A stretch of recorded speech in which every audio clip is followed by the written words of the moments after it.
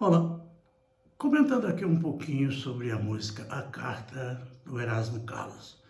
Evidentemente que o gênero carta atualmente está muito fora de moda, quase ninguém mais escreve isso, para isso nós temos aí as mídias completas inteiras, o telefone, tudo. Então, quer dizer, carta é um instrumento basicamente burocrático atualmente, né, para as questões aí empresariais. Mas, digamos que alguém ainda queira. Mas o importante é o seguinte, é que a gente tem que se adaptar ao tempo, né, aos nossos espaços e tem que conviver com essa nova realidade, essa perspectiva aí. Então, escrever atualmente é uma necessidade. Antigamente tinha necessidade de escrever carta porque talvez fosse o único meio de comunicação, né? E assim por diante. Então, a carta é muito importante para isso, que aí o autor expôs todos os seus motivos, por que ele está escrevendo, né? Nesse caso aí, uma carta de amor, mas tem carta de tudo quanto é tipo, né? E que a gente pode usar. Então, é só para comentar aqui, aquela questão da necessidade, né? Transformou aquilo em música, quer dizer, é uma carta que seria uma coisa enviada via correio, né?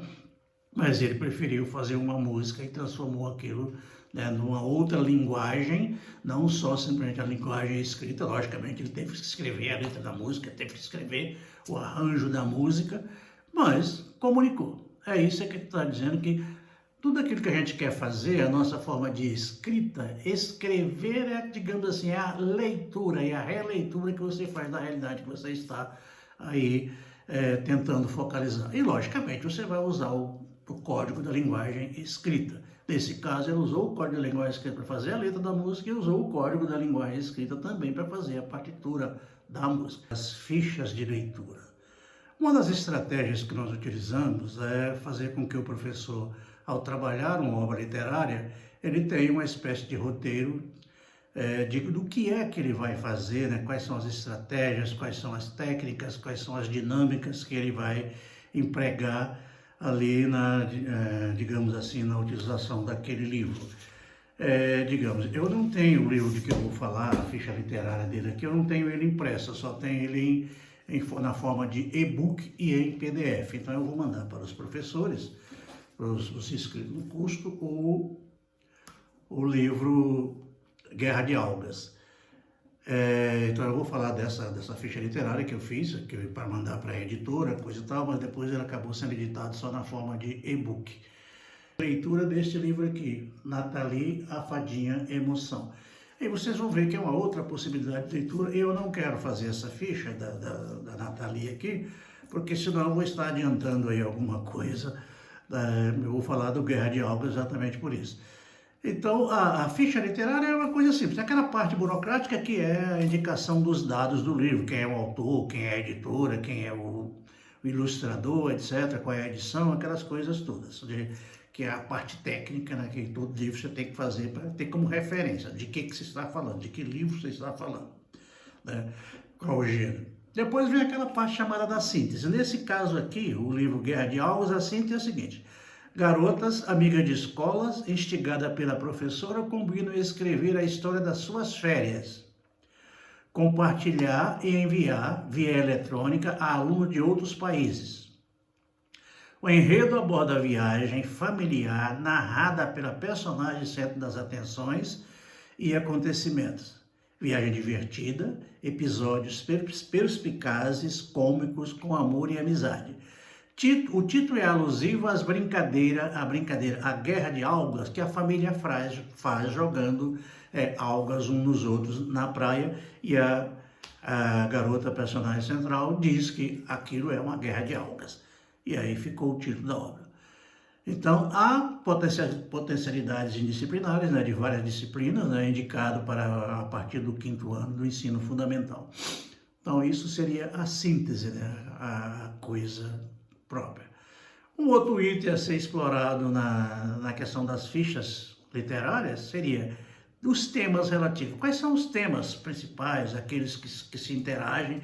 Nesse caso aqui, o tema principal é férias.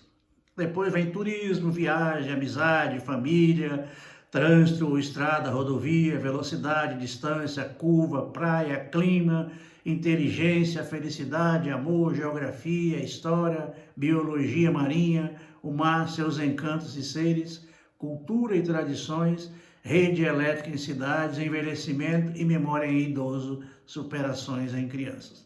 Esses são vários os temas aqui que você pode abordar, uma infinidade deles, é claro que cada um é um romance, não trata disso cientificamente em nenhuma dessas questões.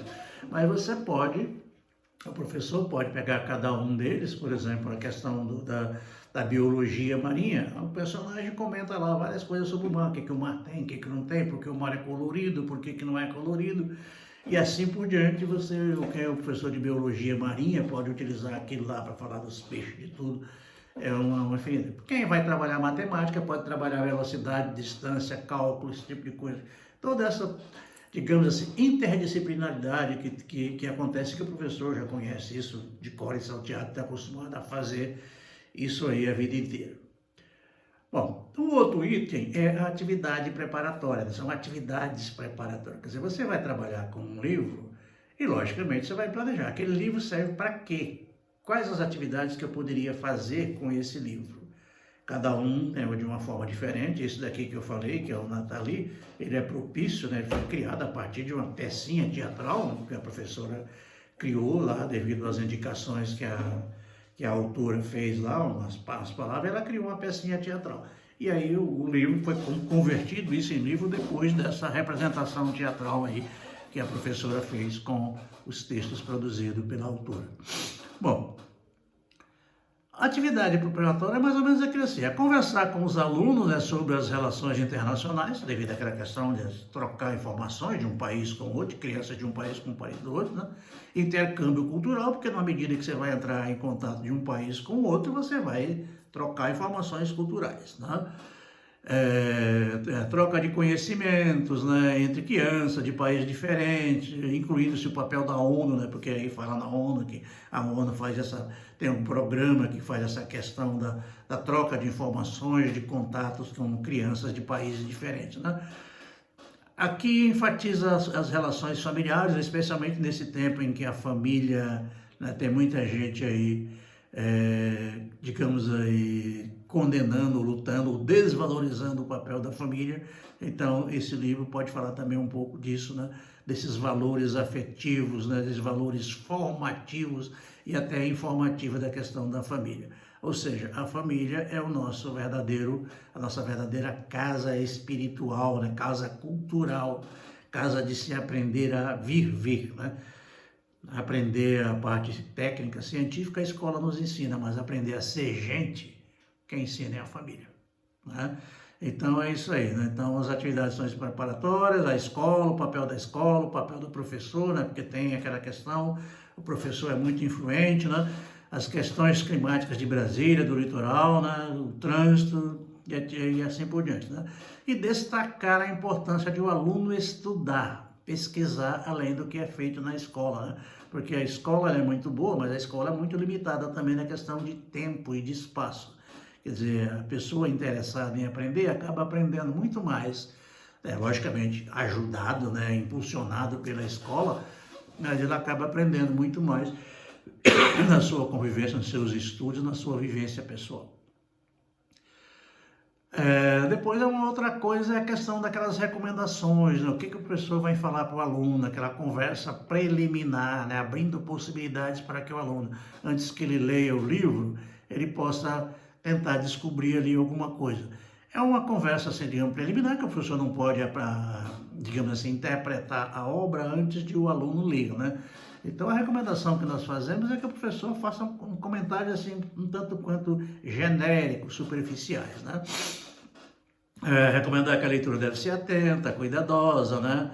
Pois a narradora é muito criativa e tem vocabulário elevado para a sua idade. Nesse caso aqui, a menina a personagem é superdotada, e ela lê muito, né, e transita muito pela internet, quer dizer, ela tem um vocabulário elevado para crianças da sua idade. Então ela utiliza palavras, né, inclusive a brincadeira lá de que uma tia disse que ela é de um ser de um outro planeta, né, porque aquilo não é normal numa criança daquela, né? Então é isso aí, porque às vezes o o aluno que vai ler não tem aquela criatividade, todo aquele contato com a leitura, então não vai ter aquele vocabulário todo. Bom, então, comentar que talvez seja necessário consultar dicionários, né, ver as palavras, as expressões, o significado das gírias, coisa e tal, até porque questões de gírias elas são muito regionalizadas, né? Às vezes o que é gíria aqui não é gíria em outro lugar, né? E o professor deve ficar atento quanto às questões interdisciplinares, né? Quer dizer, o que se pode ser explorado na disciplina tal, o que pode na matéria tal, o que pode ser explorado na matéria tal, e como é que pode juntar tudo isso. Há muitas matérias que são muito afins, por exemplo, língua portuguesa, história, educação artística, são muito ligadas uma na outra, né? Mas já há outras que não são tanto. Então, mas como é que um pode ajudar o outro nesse caso, né? Um ajuda daqui, outro ajuda dali, vão pedir algum tipo de atividade, de evento, de trabalho, então o que cada um pode contribuir. Então, são isso, essa leitura preparatória, né? No caso de haver, digamos assim, atividades pedagógicas, o professor tem que planejar com a equipe. Se é uma peça teatral, ele é, digamos, ele é professor de história. Ele quer uma peça teatral, ele vai pegar uma peça teatral e focalizando os objetivos históricos daquilo ali, né? Mas é a interação com outros professores, é assim por diante. Muitas coisas aí o professor deve muitas vezes formular perguntas ou instigar o aluno a fazer perguntas, porque as respostas nem sempre existem, mas o que faz com que o mundo caminhe, com que a ciência caminhe, né? São as perguntas. As respostas elas podem não existir. Por exemplo, tem uma pergunta que todo mundo faz: Deus existe? Ou então outra que todo mundo também faz assim mesmo: o que eu estou fazendo aqui? Qual o sentido da minha vida? São perguntas que a gente faz. A gente não vai ter a resposta nunca, mas a gente fica procurando, né? Quer dizer, o que faz, o que instiga a gente a viver nessa pergunta: o que eu estou fazendo na vida? É que todo dia você procura um sentido para a sua vida. Todo dia você procura fazer alguma coisa que dê sentido à sua vida naquele dia. Amanhã você vai procurar outra coisa. Você quer viajar, você quer divertir, você quer ler? Bom, procura um sentido da sua vida. Você vai namorar, vai sei lá o quê, passear? Problema seu, você resolve, né? Tem aquelas atividades que são tradicionais da escola, pedir para fazer resumos, resenhas, etc., recriar linguagens, né? Fotografar, conversar, fazer várias dinâmicas, né? Porque nessa ficha aí os professores vão desenvolver várias dinâmicas, né? É aqui que ele vai dizer, nesse livro aqui, a gente pode aplicar a técnica de leitura tal, a dinâmica tal, e existem infinitas formas de se aplicar essas técnicas de leitura e as dinâmicas de leitura também. Então, vai caber ao professor, né, ao ler o livro, escolher. Nesse livro aqui a dinâmica tal, por exemplo, aquela dinâmica do batata quente. Sério? Não sério. Aquela dinâmica da forca. O pessoal pede para falar uma coisa, vai chegando numa palavra, uma frase, vai chegar ao ponto em que a pessoa não dá mais conta de falar, chegou na sua vez de falar. Você não tem como falar, você cai na forca, né? E assim ou cai fora. Ou então aquela brincadeira das cadeiras, né? Resta um e assim por diante, né? E outra coisa é que livro infantil, no caso esse, a Guerra de Alga, ele é ilustrado. Então, quer dizer, a convergência, você pode questionar, digamos assim, a afinidade entre o que a ilustradora, que nesse caso aqui é a Lisa Faganello, fez dessa obra, né, com aquilo que está dito no texto, né? Que tem uma coisa a ver com a outra e assim por diante. Quer dizer, a pessoa também aprender a ler, porque ler não é só o texto escrito. Olhar uma imagem e dizer o que aquela imagem te provoca, o que aquela imagem está te dizendo, também é uma espécie de leitura. Então, tudo aquilo que provoca, digamos assim, sentido, conhecimento, informação, é leitura. Então, um piscar de olho é uma leitura que você vai... O que aquele piscar de olho significa? Né? E assim por diante.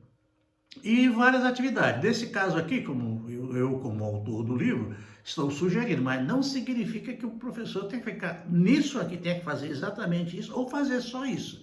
Então eu dou algumas indicações. Por exemplo aqui, o texto oferece possibilidade de várias ações interdisciplinares. Sugere-se que os professores, ao adotarem o texto, planejem atividades afins com as disciplinas a serem trabalhadas individualmente. Matemática, por exemplo, o que pode ser trabalhado mediante a motivação do texto, cálculo de velocidade, distância, tempo, o que há que seja afim com ciência, biologia, química, física, geografia, história, ou seja, todas as matérias, todas as disciplinas curriculares. professor pode ou não ler em voz alta, né, alguns trechos que chamam mais importante, ou destacar, ou falar com os alunos, né, pedir para que os alunos destaquem os textos mais importantes, né. E como o texto fala, bom, às vezes ele muda de humor, né, fala nos momentos de alegria, momentos de tristeza, né, ele fala em bruxaria, fala em encantamentos, né, fala da vida de pessoa comum, vida familiar, né, fala sobre alimentação saudável, etc, etc, etc, fazer regime, um monte de coisa, quer dizer, há uma infinidade de coisas que o professor pode falar. Sugerir que, né, que se o aluno quiser, se o grupo quiser montar alguma representação dramática, pode ser feito? Pode. Anotar perguntas que provavelmente ele possa fazer ao autor, né? Nesse caso aqui, há predisposição de se entrar em contato com o autor, até porque no caso do aluno não vai ter, porque a gente não vai ter contato com o aluno, a gente vai ter contato só com o professor. Mas o e-mail e o WhatsApp do autor estará disponível para o aluno fazer a pergunta que quiser, e caso também o professor, nesse caso o autor, que sou eu, está disposto a ir à escola, né? Se o professor montar lá uma atividade e lá um dia quiser conversar com o autor, e um dos compromissos para esse projeto é que o autor se disponha a ir à escola fazer alguma atividade presencial com o aluno. Então, se o professorado convidar, a gente vai, né? E assim por diante. Algumas perguntas podem ser feitas, por exemplo, quem é o autor do livro, quem ele é, quem ele foi na vida, né? Os personagens, né? Onde aconteceu, quantos personagens, ou seja, uma infinidade de perguntas que podem ser feitas aqui. Como eu vou passar a ficha, não vou ler tudo aqui para não ficar muito grande, né? Mas, quer dizer, é aqui que o professor vai desenvolver tudo aquilo aqui. Nesse livro, vou aplicar a estratégia de leitura tal, aplicar a dinâmica tal, pedir o trabalho tal, ou não vou pedir nada, vou pedir que os alunos sugiram atividades que possam fazer. E assim por diante, porque o aluno é muito criativo, ele gosta muito que o professor deixe, ó, monte aí o que você quer fazer sobre esse livro. Porque se ele pede um resumo, já é aquela parte chata, né? E assim por diante. Então é isso aí. O professor vai ter esse trabalho todo de ler o livro e a partir daí que ele vai colocar. Ou seja, como tudo na vida tem que ser planejado, uma aula é uma coisa muito séria, então tem que ser planejado. Por exemplo, vocês estão vendo que tem determinados momentos que eu leio aqui. Isso por quê? Porque antes de cada fala minha dessa, eu faço um planejamento, o que é que eu vou dizer. Eu não leio tudo, e também não é para ler tudo, é só para ter uma ideia de como eu vou fazer. Como eu sou professor, estou acostumado a fazer isso, quer dizer, eu não preciso de ficar lendo o texto, eu leio trechos em que eu não sei de qual eu preciso falar. Então, né, alguma sugestão. No final, tem sempre aquelas perguntas. Se você fosse o autor do livro, o que você mudaria no livro? Você mudaria o início, mudaria o final, tá? A atividade, o que mais que você colocaria para aqueles personagens fazerem lá na praia? E assim por diante. E há umas perguntas lá no texto que eu não vou adiantar para não me perder aí as descobertas da leitura, né? Como a história termina, né? Que cenas você gostaria de introduzir ou modificar? Por exemplo, tem lá um poema que está uma menina chamada Menina do Toco, em que a menina sobe no toco e enquanto ela está ali ensaiando ali passos de bailarina, fazendo as suas fantasias, que ela se imagina uma fada, ela queria sair voando. E aí o pai lá, o avô, aliás, né, todo lá orgulhoso de ver a criatividade da neta, ele escreve um texto lá, um poema chamado A Menina do Toco. E aí, ao ler aquele poema, quem sabe, você não posso criar uma peça, um balé, uma coisa assim? É isso aí, gente.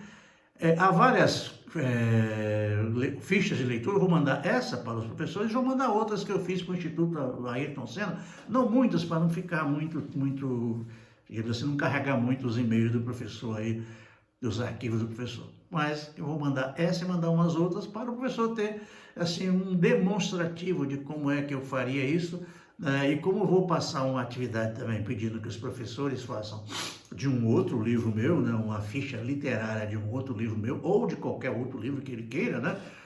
Se ele não quiser fazer dos meus, ele pode fazer de qualquer outro livro que ele tenha, ou que ele já está trabalhando na sala de aula.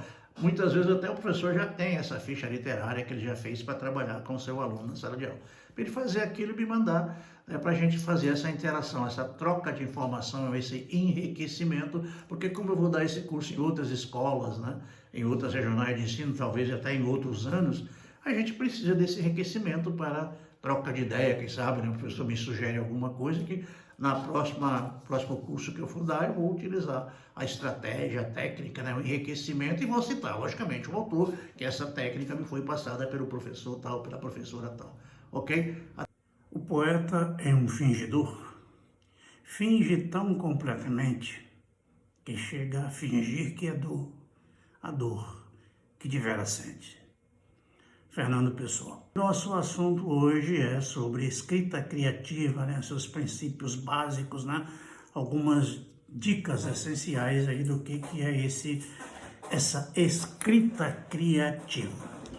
Bom, sobretudo arte é criação, né? É inventividade, é inovação.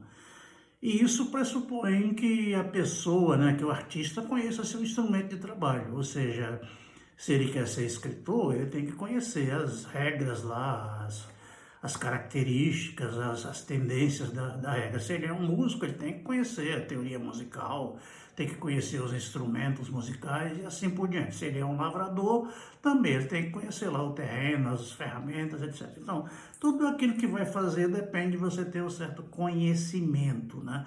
De você ter capacidades e habilidades para aquilo. Assim, digamos assim, para você escrever um texto elementar, esse comum, né? É fácil, a gente está acostumado a escrever qualquer coisa, de qualquer jeito, né? Dar um recado, fazer um bilhete, isso é. Agora, fazer um texto criativo é diferente. Aí você tem que ter, sobretudo, originalidade. O que significa isso? Significa que você não pode imitar ninguém, não pode plagiar ninguém. Você pode ter inspiração, pode se motivar, pode ter o fulano ou beltrano como ídolo, com pessoas que te inspiram, mas você não pode imitar. Por exemplo, vamos falar de música. Você vai pegar uma música aí, por exemplo, do Djavan. Por mais que você goste do Djavan, mas você não pode imitar a música dele. Você tem que fazer uma música inspirada. O Djavan faria assim. Então você pode fazer daquele jeito, mas não imitando a música do Djavan, né? Você pode fazer inspirando, motivado, né? Se fosse o Djavan, como é que ele faria isso? Agora, você não pode copiar o Djavan, né? Então, qualquer arte que você for fazer, para ser arte tem que ser invenção, tem que ser criativo, tem que ser diferente, não pode ser cópia, não pode ser imitação, e muito menos plágio, porque aí plágio é crime, né? Então, escrever o texto básico é fácil, agora escrever um texto artístico aí já pressupõe muita mais conhecimento, né?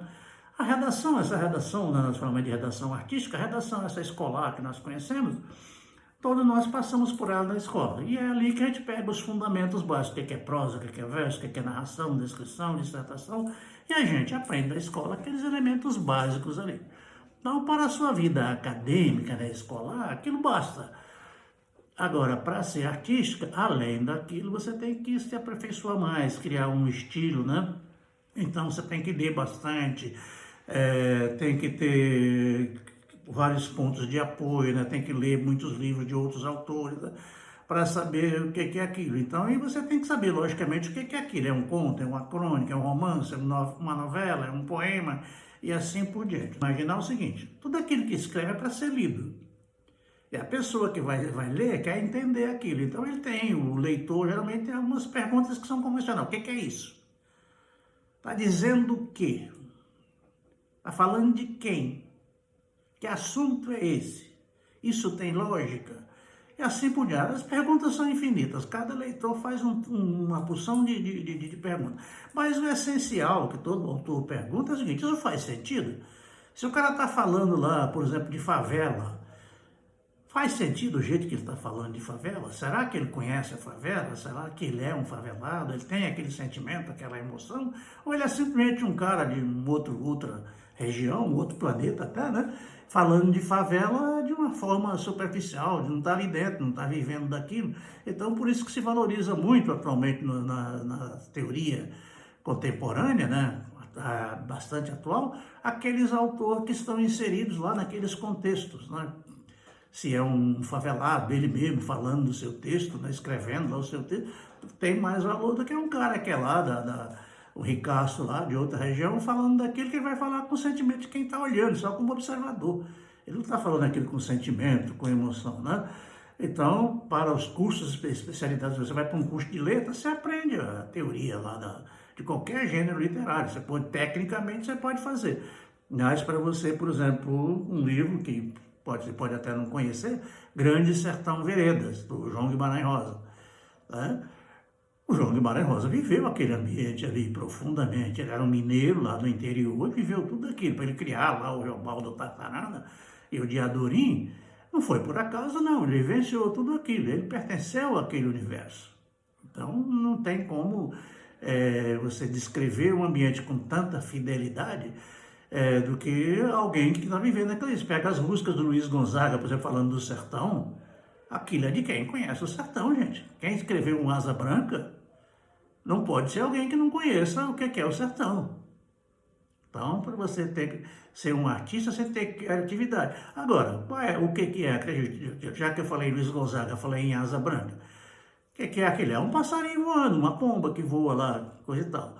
Mas aí vem lá o artista, né, o Luiz Gonzaga e o Humberto Teixeira, que é o autor da letra, pega aquilo e transforma num poema que o Luiz Gonzaga musicou e cantou, e que é uma das músicas mais tocadas no Brasil e talvez no mundo.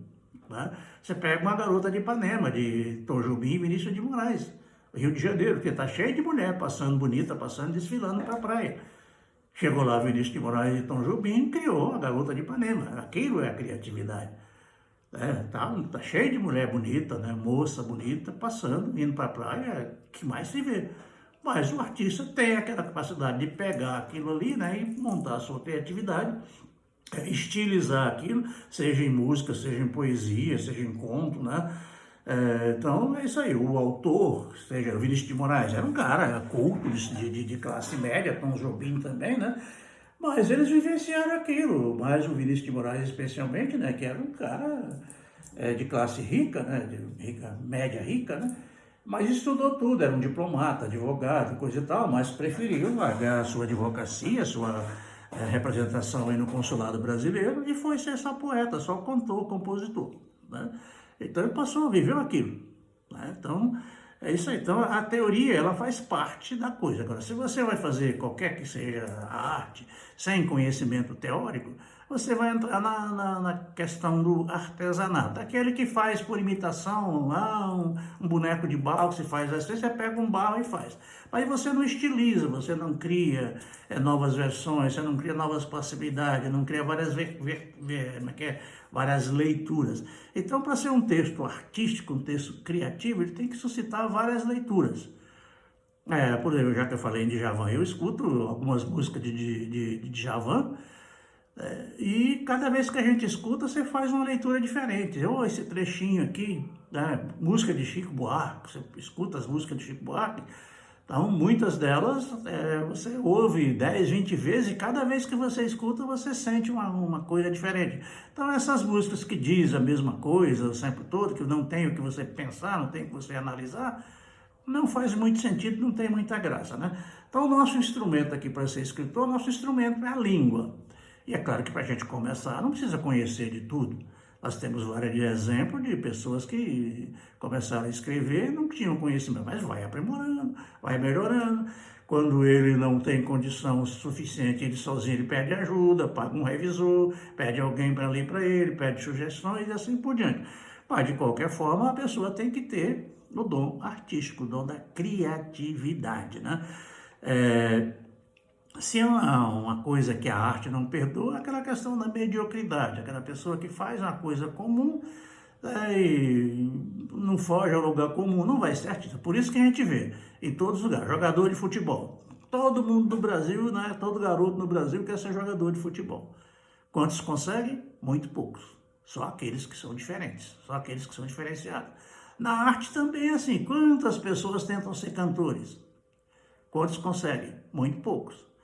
Escritor, quantos tentam ser escritores? Muito poucos, né? Mas é uma infinidade que tenta, mas poucos conseguem. Ou pelo menos, assim, para ter sucesso, né? Poeta, quantos poetas no Brasil tem? Uma infinidade. Agora, o que é que a gente lembra? Carlos Drummond de Andrade, Vinícius de Moraes, João Cabral de Melo Neto, e assim por diante, foram os mais antigos aí, Castro Alves, né? Aquele povo das mais antigas, que eu não vou citar tudo aqui, porque senão a gente vai passar aqui um ano, né? Tem uma polêmica que o povo fala que arte é criação, mas a arte ela é criada, a gente não pode criar nada a partir de nada. Então a gente pega alguns elementos da realidade, fatos, né, paisagens, personagens, pessoas, sei lá o quê, e a partir dali a gente cria, né, um livro, uma história, pinta um quadro, imitando uma realidade. Né? Então aí é uma recriação da realidade, não é a mera informação.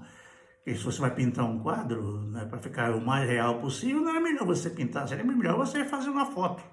E até mesmo para fazer uma foto, você tem que tirar os ângulos, a luminosidade, etc, etc. Né? Tem muito estudo para ser um bom fotógrafo. Não é à toa, né, que Sebastião Salgado faz sucesso no mundo inteiro. E quantos fotógrafos nós temos no Brasil? E quantos Sebastião Salgado nós temos no Brasil? Só um, né? Muito poucos. Então, quer dizer, qualquer coisa que você for saber, você tem que ter os instrumentos básicos para fazer isso aí. Né? Então, a arte é signo, quer dizer, isso tem que ter significado. Tudo aquilo que você faz tem que ter significado. Uma palavra tem que significar alguma coisa. Então, se você joga uma palavra de qualquer jeito e aquilo não tem significado, não vai fazer sucesso. A música também, se faz uma música de qualquer jeito, não tem um quadro de qualquer jeito, também não faz significado. Né? Então, para ser um texto artístico, tem que predominar a criatividade. E criatividade significa tem que ser original. Tem que ser algo diferente, não pode ser o que alguém já fez. Senão não é criativo, senão é imitação, é plágio. Então você tem que criar novo. Se você quer escrever um romance falando sobre droga, tem que ser uma abordagem que ninguém já falou. E não precisa ser o assunto novo, que o assunto não é muito novo, é a forma de falar. O que constitui o objeto de arte, objeto estético que a gente diz aqui, é a forma do dizer, é o jeito que você fala, é a sua linguagem, é a sua forma de ver a coisa, é que faz o seu texto ser artístico ou não, ser criativo ou não. Porque assuntos, sexo, futebol, televisão, violência, são assuntos comuns e os assuntos são poucos, não variam muito. Guerra, nós estamos vivendo uma guerra agora. Mas não é diferente das outras, porque tem aquelas atrocidades, um vilão que vai e mata. Vamos comparar, por exemplo, Hitler com o cara agora da Rússia lá, o Putin lá da Rússia. Qual a diferença? Não sei qual a diferença. É diferente? Pelo menos no tempo, mas o sentido é o mesmo. É o violento lá, é o todo-poderoso lá, o carrasco que chega e faz a coisa acontecer. Então, guerra não é um assunto novo. Desde que o mundo é mundo, tem guerra. E a violência é muito parecida. A tendência é o forte destruir o fraco e assim por diante. É o que acontece em tudo. Então, eu vou ler um textinho aqui agora, um texto que eu publiquei num livro meu chamado As Trilhas da Escrita. É só um trechinho pequeno, só para vocês verem aqui mais ou menos o que é. Eu vou ter que ler porque eu não sei de cor. Então, o texto chama assim, A Coragem de Criar. E diz o seguinte: vivemos um instante, a fração de tempo. O presente não existe. Cronologicamente, ele é gerundismo. Está acontecendo enquanto acontece. O passado já se foi, o futuro ainda não nasceu, ainda não chegou. Tudo à nossa volta é prova disso. A mudança radical dos costumes sexuais, da educação, da religião, das tecnologias, ou seja, tudo à nossa volta, né, são aspectos da vida moderna, mas estão em constante transformação. Né? Então, é preciso coragem para viver nesse contexto atual. Né? Não temos uma escolha. Não podemos fugir em pânico, né, e nos esconder da realidade. Não há para onde esconder. Não há outro mundo. Você pode até ter outro planeta, mas o mundo é o mesmo. O universo é o mesmo. Você não tem para onde ir. Você tem que ficar aqui mesmo. O planeta Terra é aqui, você não tem para onde ir.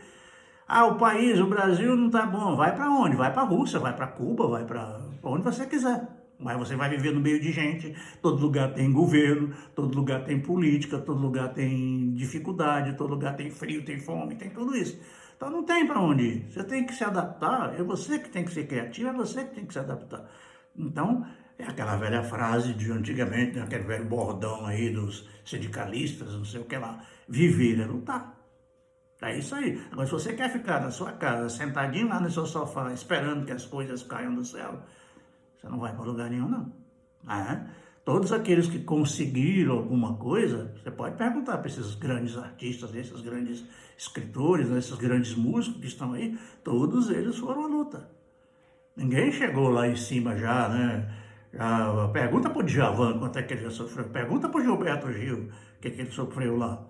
Pergunta para o Carlos Drummond, Machado de Assis, pergunta para o Machado de Assis, que já morreu há mais de 100 anos, perguntaria para ele o que ele passou na vida.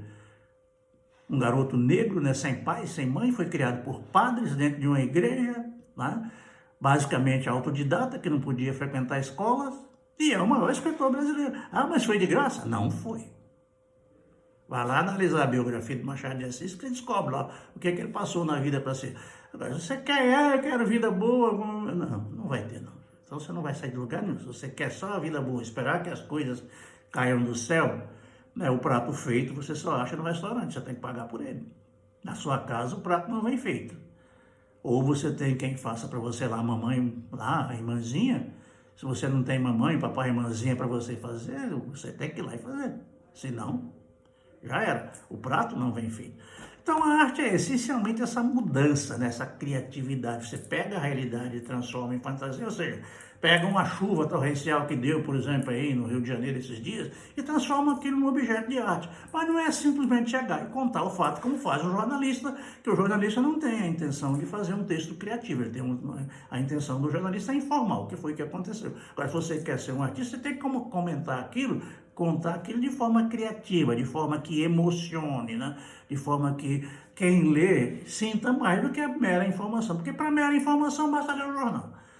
Ninguém vai comprar um livro para ler a informação que está ali, que já saiu na televisão, já saiu no rádio, já saiu na internet, né? Que agora, devido às novas mídias aí, as coisas acontecem normalmente. Então, quer dizer, quem vai comprar um livro para descrever o que aconteceu lá no Rio de Janeiro esses dias aí agora, bom, todo mundo já sabe dos fatos que estão na mídia aí. Nem para ler o jornal você não precisa, porque o jornal sai no dia seguinte, você já sabe no dia anterior, quase que ao vivo ali. Então, é isso aí. Então, para ter a coragem de criar, você tem que ter essa iniciativa, né? Tem que criar, tem que ser inventivo, né? Tem que fugir do comum, né? A arte não pode ser apenas uma matéria reciclada, ela tem que ser reformulada, refeita, né? É por isso que a gente diz, arte é criação, arte é projeto, arte é o risco, você tem que correr o risco de não agradar ninguém e ao mesmo tempo que você corre o risco de não agradar ninguém, quem sabe você até possa agradar. Eu tenho um exemplo recente, né? Eu escrevi um texto aí, um romance meio amalucado aí, científico, e achei que não valia muita coisa. Eu peguei e mandei para uma editora de Portugal, e a editora adorou o texto e vai editar meu livro em Portugal. E eu achei que o texto não tinha nenhuma coisa, né? Porque ele foge um pouco ao convencional, né? Mas a editora gostou. Tomara que faça sucesso. Deve sair daqui até o final do ano, deve sair aí nas mídias aí. Então é tudo isso. A criatividade é sobretudo uma aventura. Você tem que correr o risco de colocar o seu dedinho ali numa ferida qualquer ali, né, e correr o risco de o seu dedo também ser contaminado e correr o risco de repente você colocou o dedo ali daquele botão e ele acendeu. Vai que você dá sorte, né? Usando a sua criatividade, sua originalidade, quem sabe você consiga aí ser uma boa coisa. Bom, eu vou dizer aqui o seguinte, então, como eu falei em dicas, tem várias dicas de como ser criativo, disso, daquilo. Os manuais de escrita aí estão cheios. Agora, se você quer ser criativo, não siga manual nenhum, não. Conheça os manuais para ver as dicas que eles têm, mas seja você mesmo. Não adianta você seguir manual, porque aí, quanto segue o mesmo manual? Uma infinidade segue os mesmos manuais. Então, para você ter sucesso, não pode seguir os manuais, ficar simples. Você tem que conhecer os manuais, para não cair na besteira de fazer algo errado. Mas seja criativo. Então, a primeira dica que a gente tem aqui é a sua preocupação não pode ser só com a lógica, né?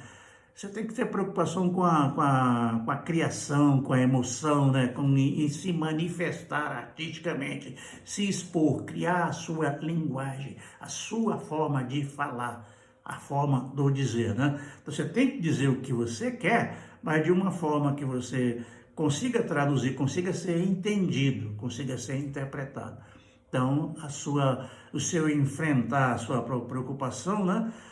Mesmo que seja uma arte engajada para falar aí de religião, de política, mesmo assim, você pode fazer de uma forma criativa. Vou citar um exemplo aqui, Padre Zezinho, que é um padre e que faz músicas religiosas, mas faz de forma criativa que tem sucesso. Padre Zezinho está aí há 30, 40 anos sendo sucesso da Igreja Católica. O próprio Roberto Carlos, né, de lá, que fala de música religiosa, Jesus Cristo, e tantas as outras músicas aí que o Roberto Carlos cantou falando de religião católica. Mas foi criativo, fez sucesso. Por quê? Porque fez diferente. Ele não falou aquilo que todo mundo já falou. Tá? Então, escuta as músicas do Roberto Carlos. Depois, a segunda dica seria redescobrir as palavras. Cada palavra tem um significado e ela pode mudar de significado em cada contexto que ele tiver. Então, escolha as palavras que você vai colocar. O palavrão pode? Pode, mas desde que ele tenha um conceito, né, um contexto, né, que ele se justifique ali. Então, não adianta você chegar só com um palavrão de cima aí, de qualquer ordem, só porque é palavrão. Ele pode até agradar lá uma meia dúzia de pessoas que estão ali, revoltados com coisa e tal, mas ele não vai fazer sucesso muito. Não é só o palavrão. O palavrão pode fazer sucesso, mas ele não é ele que vai fazer, é a forma de dizer. Depois você tem que ser um tanto quanto objetivo, não gastar muitas palavras, não gastar muito tempo, né? Não ser muito enrolação. Os textos mais antigos, você pega texto de Machado de Assis, José de Alencar e esses outros autores mais antigos, eles enrolam até que chegue lá, ao dizer o atualmente. Os escritores modernos, os leitores modernos, eles não têm muita paciência não, eles querem que a pessoa vá lá e fale logo o que tem que falar e acabe com isso. Então é melhor você economizar as palavras, né? Em vez de uma palavra longa e uma curta, escolha curta. Em vez de duas palavras, escolha uma. Se são três palavras, dá um jeito de fazer só em duas, né? Para ir resumindo um pouco mais ali. E prefira sempre os substantivos e os verbos, né? Porque os adjetivos, os advérbios, aquela coisa, era uma linda moça, muito bonita. Ah, não, todo mundo era moça. Todo mundo sabe o que é uma mulher linda. Né? Então não precisa ficar com muitos, tantos adjetivos, que ninguém tem paciência para isso mais aí, né? Então, é isso aí, né? Na poesia, na literatura, você não tem que dar muito valor ao ritmo, tem que ser uma certa decorrência. Uns capítulos, né? Tem que ter momentos de maior tensão, de menor tensão, então você tem que jogar com isso aí, né? Para aprender o leitor. Você coloca tudo naquela mesma morosidade, aí perde a emoção, perde a... Então você tem que ver esse ritmo, essa variação de ritmo. Num lugar é um pouco mais acelerado, no outro um pouco mais lento, etc. Você tem que jogar com isso para que você possa manter a atenção do autor.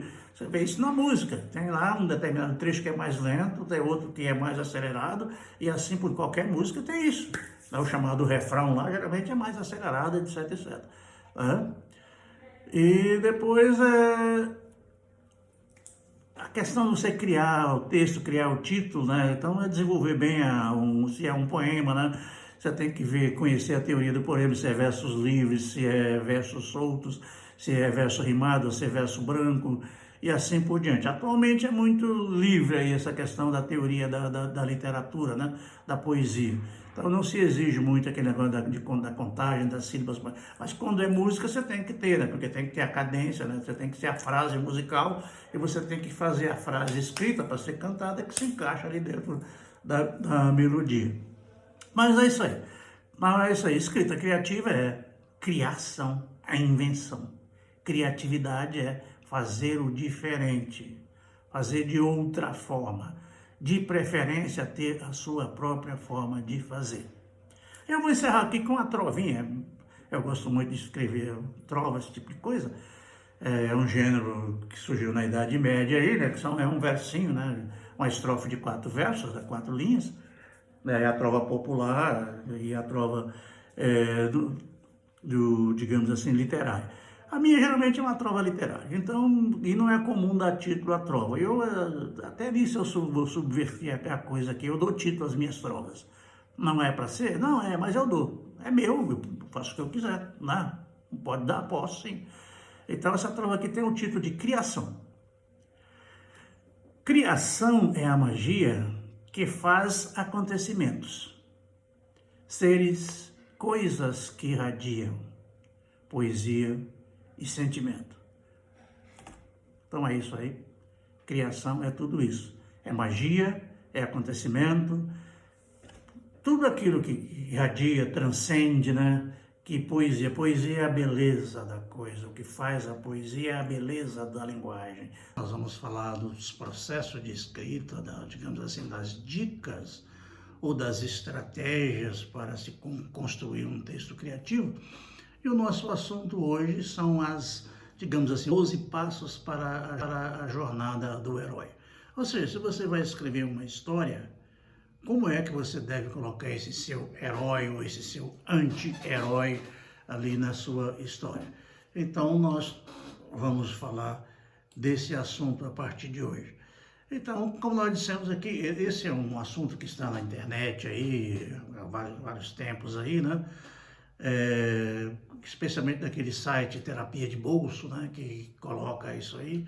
E a gente copiou aqui, digamos assim, só o formato e vamos falar a respeito dele. Então, o primeiro momento, né, quer dizer, o enredo de uma obra, geralmente o mais comum é que são, digamos assim, sejam histórias em 3 atos. O primeiro ato é a vida está, o mundo está como ele é normalmente, né, e aí as coisas começam ali do jeito que o mundo está, e já naquele primeiro ato ali, no comecinho daquele primeiro ato, ou no final daquele primeiro ato, já é lançada alguma coisa, né, para que mude para o segundo ato, que já é o desenvolvimento, e aí vai rolar o desenvolvimento que costuma ser a maior parte do enredo todo, e o desenvolvimento caminha até chegar lá no ponto em que tem que apresentar uma solução e aí caminha para o terceiro ato, que é o encerramento, o desfecho ou a conclusão. Então é o seguinte, nesse nosso primeiro ato, nesse primeiro momento, a gente chama aquele que significa assim, que os latinos continuam a chamar de status quo, ou seja, é o cotidiano, é a vida como ela é. Então tá bom, o mundo tá normal, todo mundo tá na sua zona de conforto, né, na sua normalidade, né? E essas histórias geralmente começam assim, né? Se a gente for ver essas histórias antigas, era uma vez, às vezes ela começa assim, era no tempo do, digamos assim, dos reinados do senhor fulano de tal, né? Foi na época em que o tapete mágico voava sobre a Arábia Saudita, e assim vai por aí afora. Então, cada um escolhe o seu jeito de começar. Essas histórias mais antigas geralmente começam por aí assim. Era uma vez, foi quando, né? E de repente... E aí o status quo começa a mudar, né? Porque né, no segundo momento, já no final desse primeiro ato aí para o começo, a pessoa é instigada, né? O herói é instigado a empreender algum tipo de aventura. Por quê? Porque ele está lá no seu ato normal e acontece alguma coisa. Aquela alguma coisa que acontece é um telefonema, é uma carta que ele recebe, é um comunicado, é uma mensagem que lhe chegou. Qualquer coisa ele vai receber um comunicado ali. Houve uma coisa, alguém matou alguém, houve uma briga, uma discussão de vizinhos, sei lá o quê, um bombardeio, seja lá o que for, um acidente, uma catástrofe natural, um tsunami, sei lá, um terremoto, um maremoto, né? E o herói é chamado a agir. Então, quer dizer, ele não tem como negar, porque o problema surge na frente dele e ele tem 2 opções, ou não fazer nada, ou enfrentar a luta. Como ele é herói, ele não vai se contentar em não fazer nada. Ele vai, né, o seu herói, você vai colocar lá o seu herói e ele vai ter que enfrentar o enredo dele lá, né? O problema dele. Então é isso, ele sai da zona de conforto e entra, né? E aí, né, começa a segunda parte. De repente, né, quando chegou a hora e assim por diante, essa história vai desenrolar, cada um tem o seu linguajar, né? Então, depois do chamado para a luta, ele vai chamar essa produção, né? Então, e aí, alguma coisa, um fato novo, né, um acontecimento novo, e acaba-se a zona de conforto, né? Por que que ele é obrigado a enfrentar? Porque o herói, ele não aceita ser diminuído. Ele não aceita que a palavra, a recusa, a procrastinação, né? Então, quer dizer, geralmente um vilão, e o vilão pode ser uma pessoa, um personagem, ou pode ser o próprio meio ambiente, né? O tempo, o espaço, sei lá.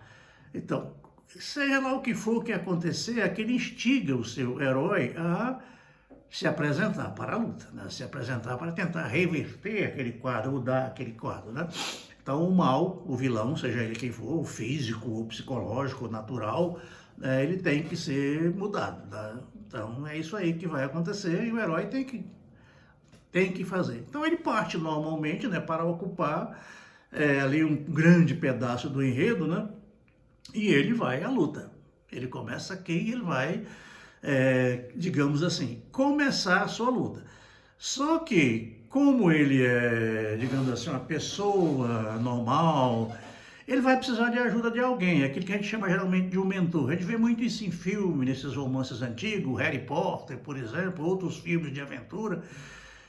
Sempre aparece lá um vilão lá, alguma coisa, né? E provoca aquilo. E vem um mentor, alguém que para ser um instrutor. Geralmente é um ancião ou um ser mítico, mitológico. Alguém de poder sobrenatural, Deus, sei lá, um monstro daquele. Se você for ver O Senhor dos Anéis, de repente aparece lá, né? E aqueles filmes aparece sempre alguma coisa, né? Então esse mentor vai orientar, vai guiar. Ele não vai fazer nada, mas ele só vai orientar o herói, que é uma pessoa comum, a passar a não ser uma pessoa comum. Por quê? Porque ele passa a ter a sabedoria, a intuição, né? O ensinamento daquela pessoa. Na nossa família, esse mentor geralmente é o pai, ou é a mãe, ou é um irmão mais velho, uma irmã mais velha, né? Ou um tio, o avô. É muito comum o avô, né? Esse mentor aí. Por exemplo, se nós pegarmos o livro Vidas Secas, do Graciliano Ramos, quase que a mentora da história é a Sinha Vitória, que é a esposa, né? O herói da coisa lá é o Fabiano, que enfrenta a questão da seca, mas ele tem dificuldade de comunicação, ele não sabe falar das coisas, não entende direito as coisas, então ele se socorre da Sinha Vitória, que vai dizer para ele, faz assim, assim, assim, assim. Quer dizer, é muito simples, é a própria esposa, acontece muito isso, né? Vai lá e ajuda. Se nós formos olhar o livro Grande Sertão Vereda, o mentor é o nosso amigo lá, né, que é o nome dele, o compadre Quelemem, né? Que o Riobaldo está lá todo perdidão da vida ali, e ele recorre ao compadre Quelemem, para o compadre Quelemem dizer para ele como é que ele faz as coisas, né?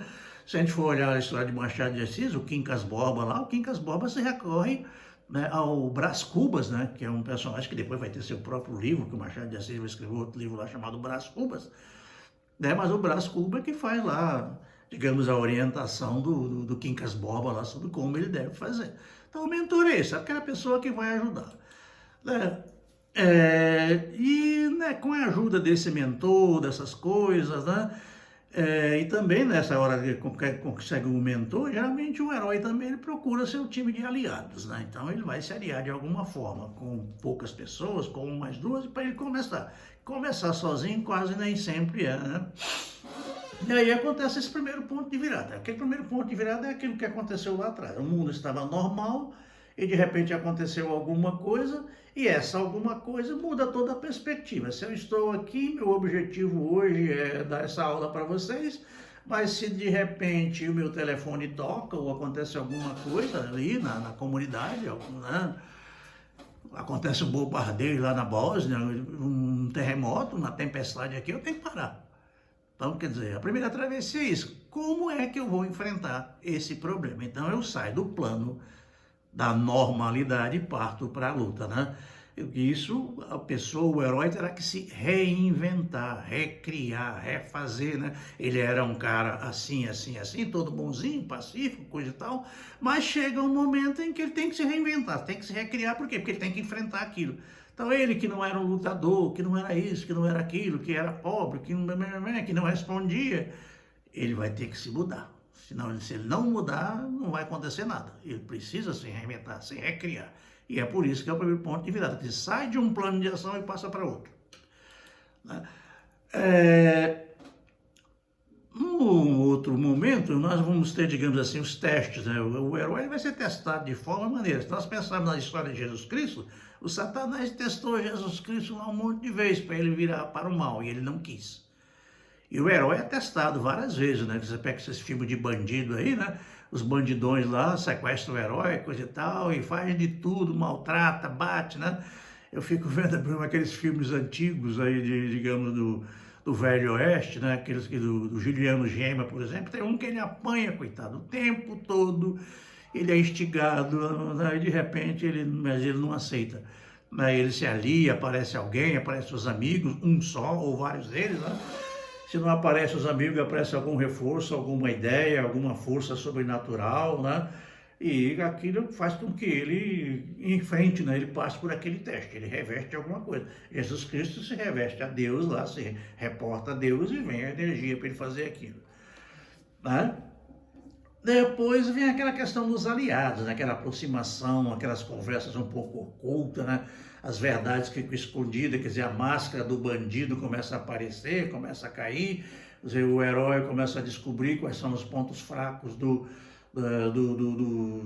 vilão lá, alguma coisa, e assim por diante, né? Quer dizer, o próprio herói também, as suas máscaras começam a cair, porque o vilão descobre que o ponto fraco do herói fulano de tal lá, o Rocky Balboa, o cara descobre lá que o Rocky Balboa tem um ponto fraco, assim, assim, assim, ele vai lá de todo jeito. E o herói tem que dar um jeito de arrumar esse ponto de virada. Quer dizer, o ponto de vista, a forma de encarar a coisa, a ideia que ele tem a defender, né?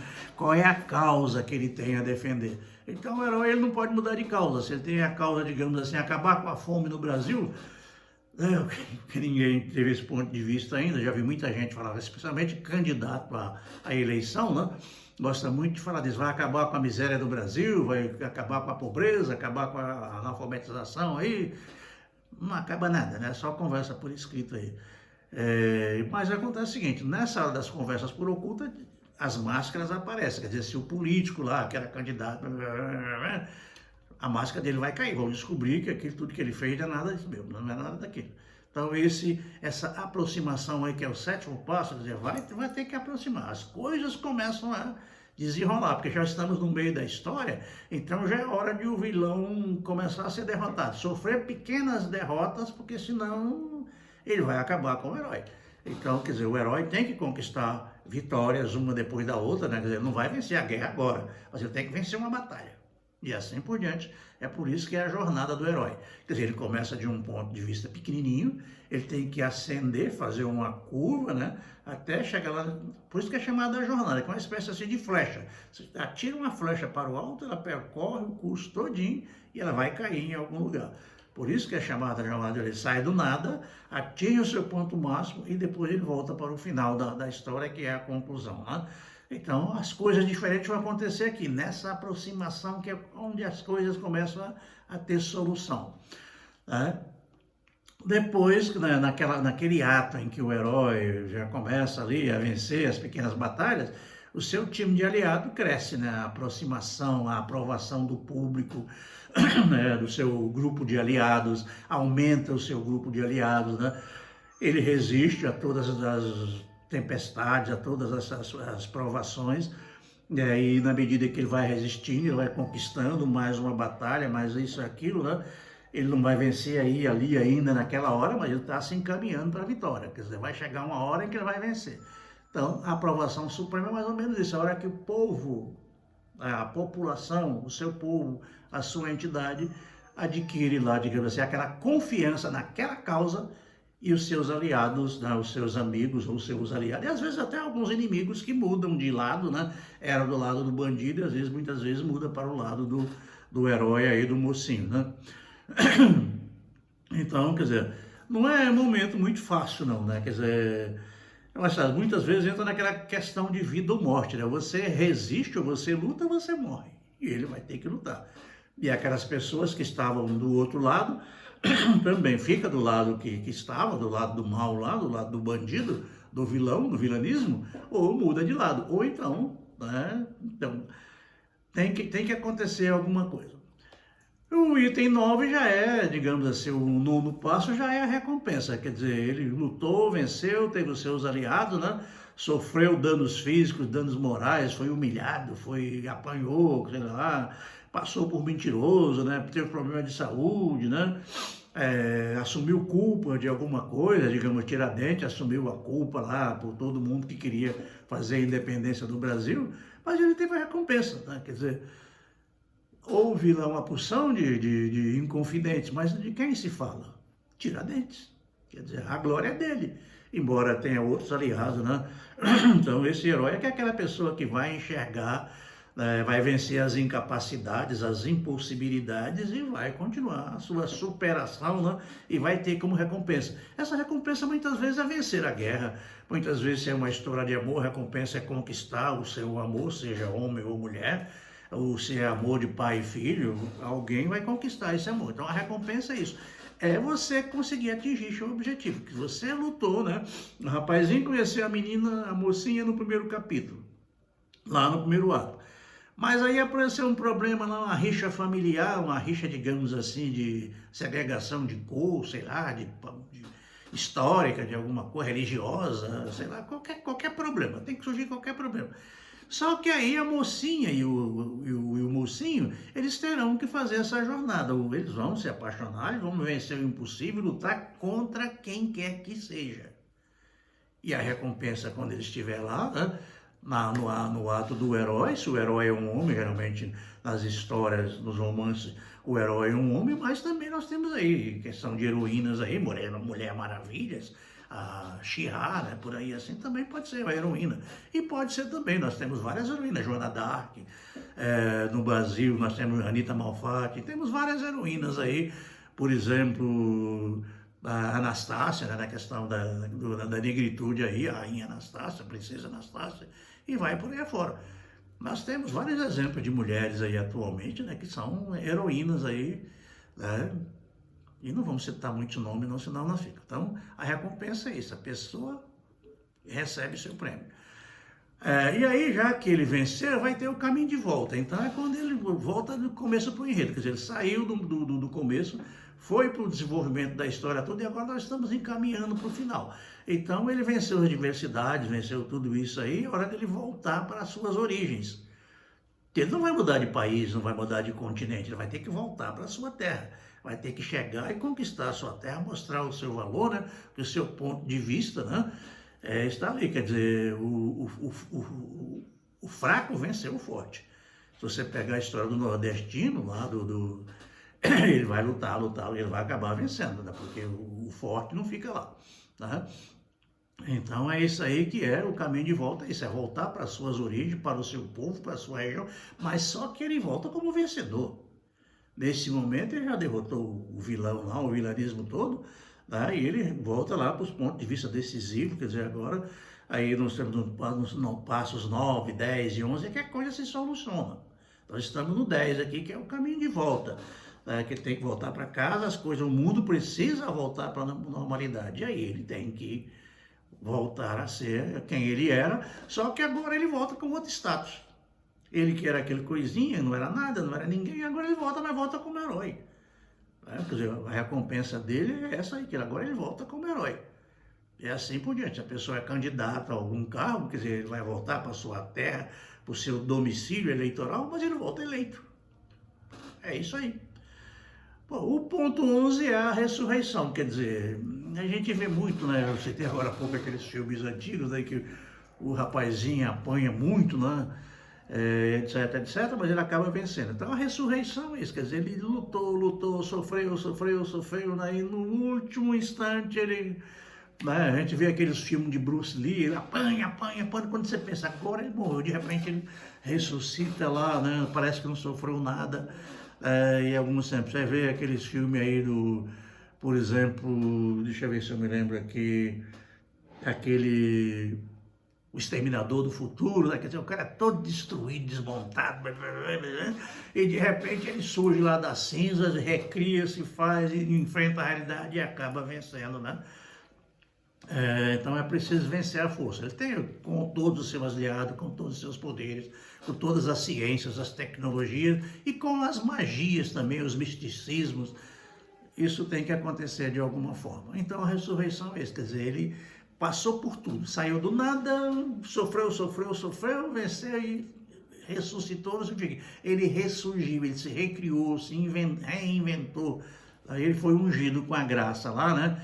De conquistar a verdade e de modificar aquela realidade. Quer dizer, o mundo estava normal, complicou tudo, foi a guerra, e agora a ressurreição é voltar à normalidade, voltar ao que era antes. É claro, ninguém volta exatamente como era antes, que o herói volta, mas volta como herói, não volta como Zé Ninguém que ele era. Volta como herói, volta como um cara reconhecido. E, finalmente, digamos assim, o retorno global, quer dizer, a celebração, o ponto de vista final aqui, o acontecimento final, a chegada final, que já percorreu aquela trajetória toda, saiu do nada, percorreu o desenvolvimento ali em vários pontos, até o item 10, 11 mais ou menos, e depois ele vai cair agora no ponto 12, que é o Elixir, quer dizer, o grande prêmio.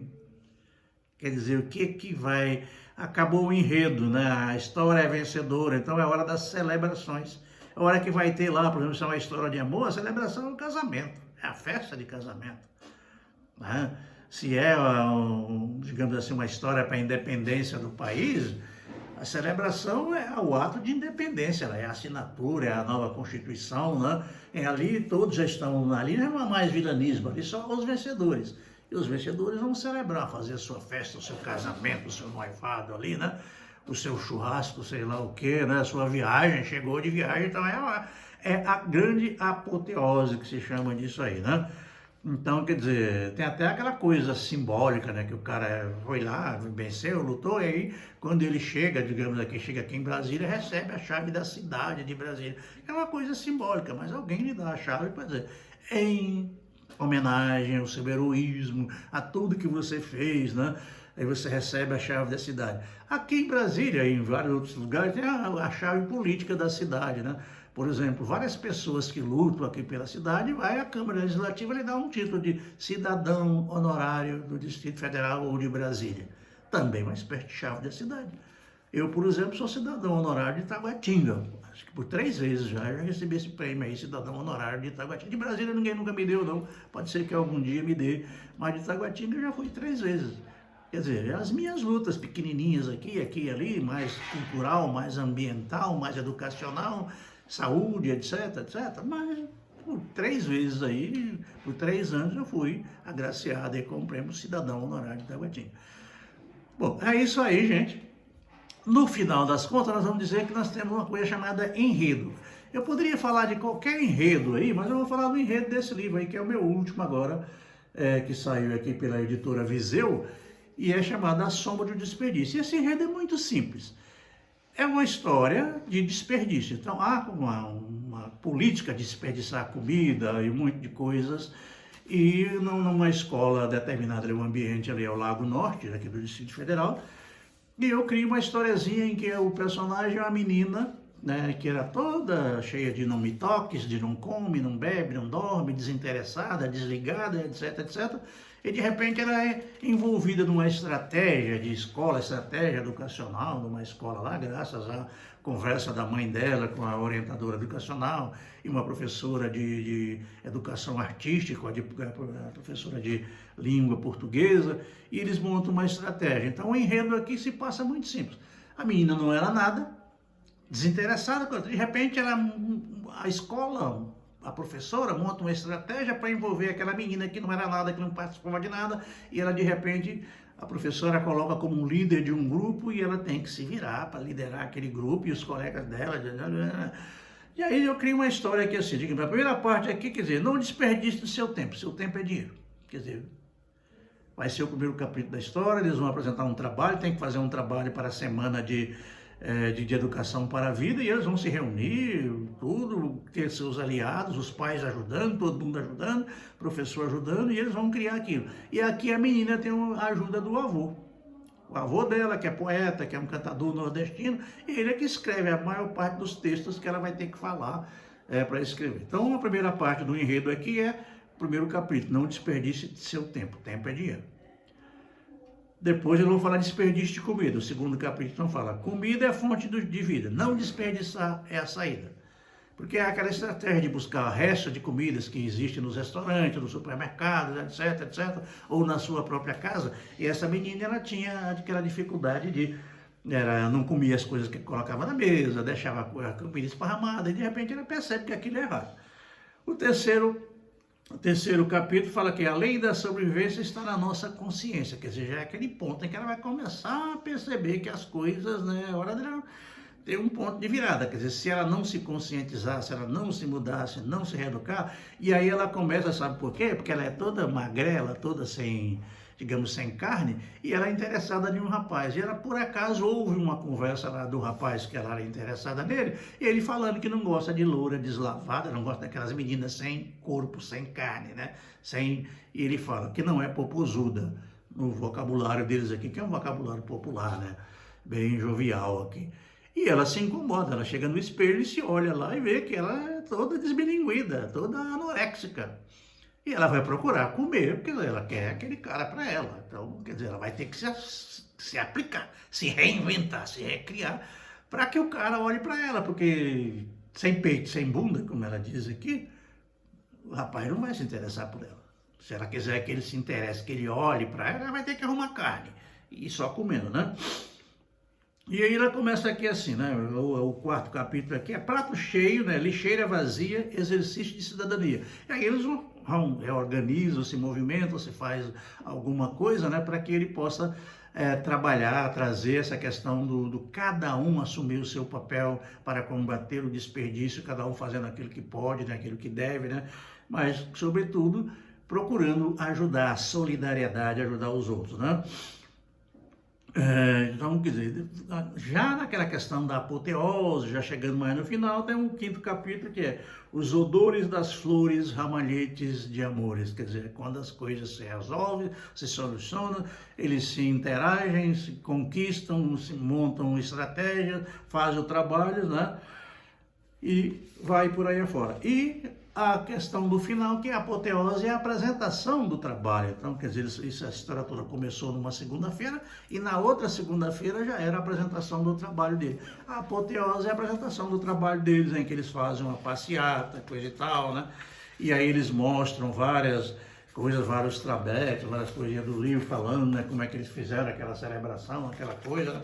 E tem várias ilustrações aqui dentro, aqui, né, que falam dessas coisas, como é que isso aconteceu. Então, quer dizer, o enredo é isso, quer dizer, o que é que vai acontecer na história? Então, quer dizer, a jornada do herói passa por um enredo. Então, você tem que criar um enredo que caiba um herói.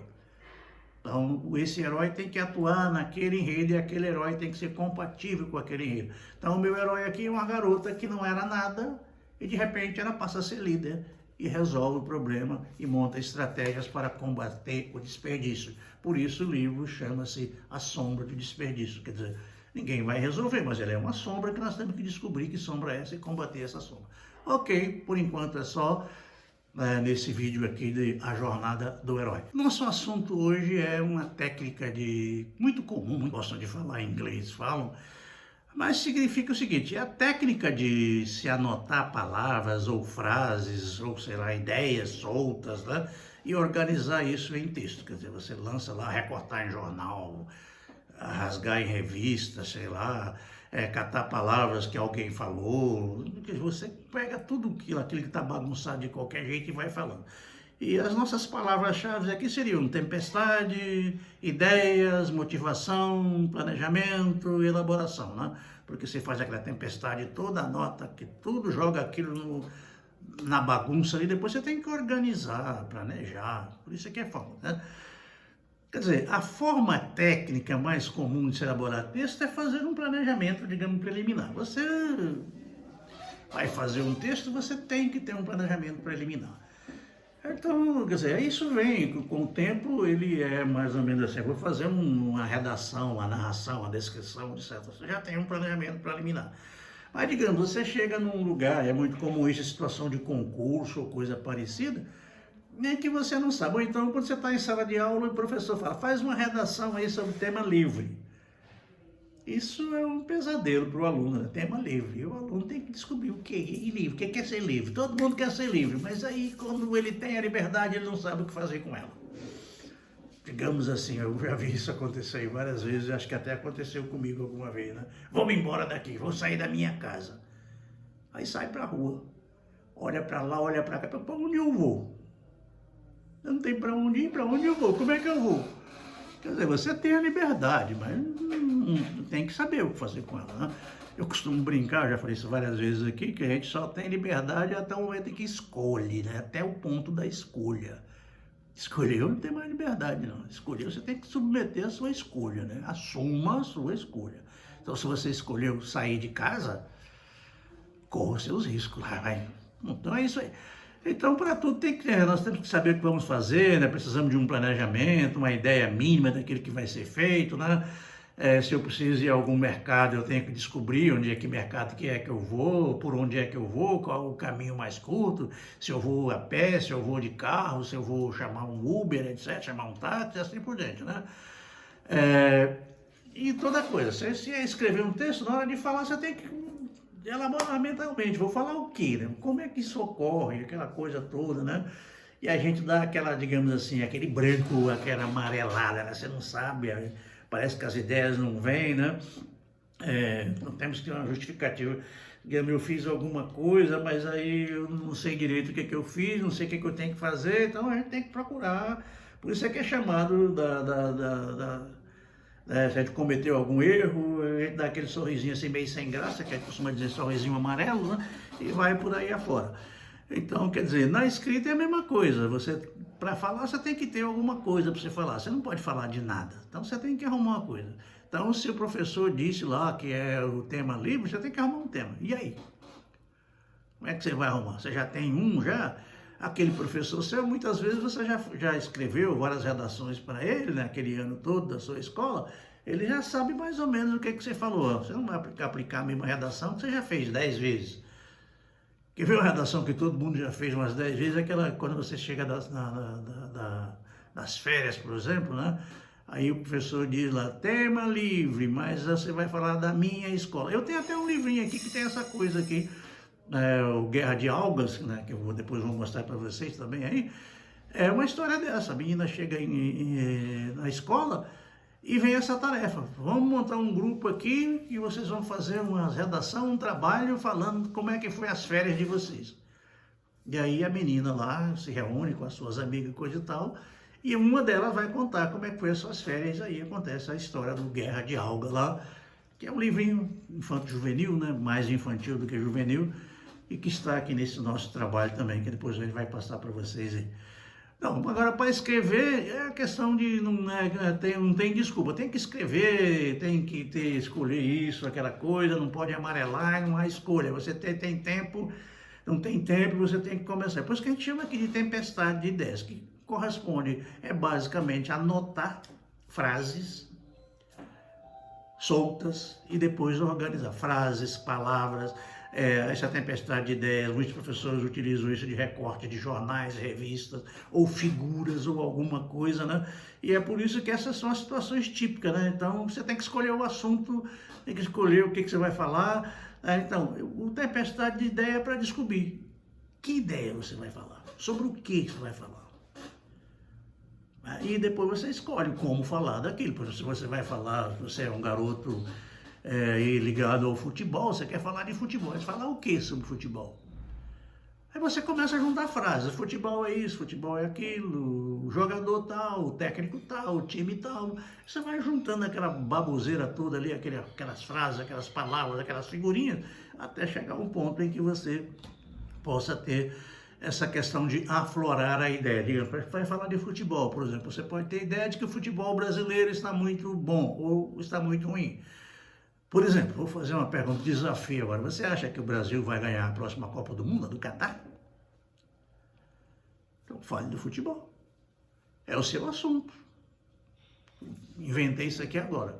Diz aí, você, a sua opinião, o Brasil vai ganhar ou não vai ganhar? Tanto faz, você vai ganhar ou não vai ganhar. Mas se você vai ter a ideia de que o Brasil vai ganhar a Copa do Mundo, você vai juntar argumentos tais, por isso, por aquilo, porque a estatística, porque o jogador, porque o time, porque o técnico, porque os concorrentes, etc, etc. Tudo isso é isso aí. Confusão toda aí. E se você acha que também não vai ganhar, você vai ter que arrumar seus argumentos também. Por que o Brasil não vai ganhar a próxima Copa do Mundo?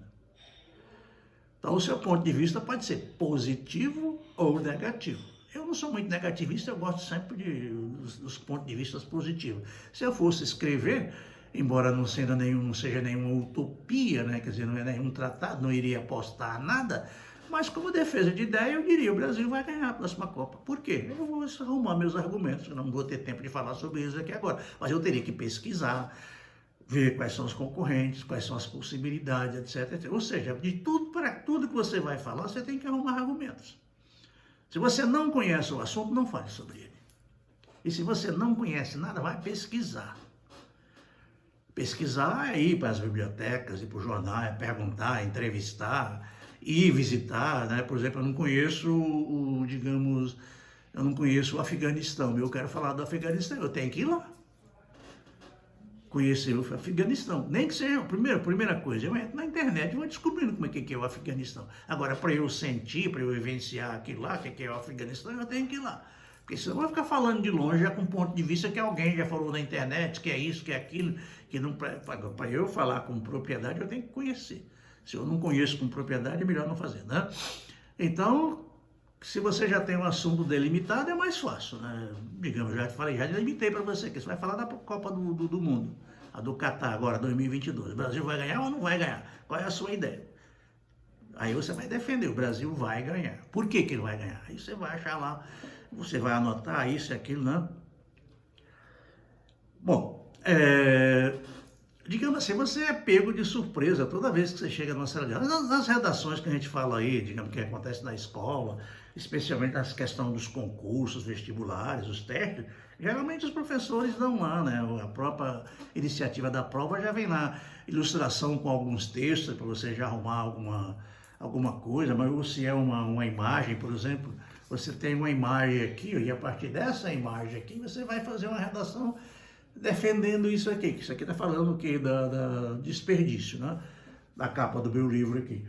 Mas você pode ter outra imagem, um desenho, uma figura qualquer, e tudo isso é motivação, uma fotografia, um filmezinho, né? Alguma coisa assim.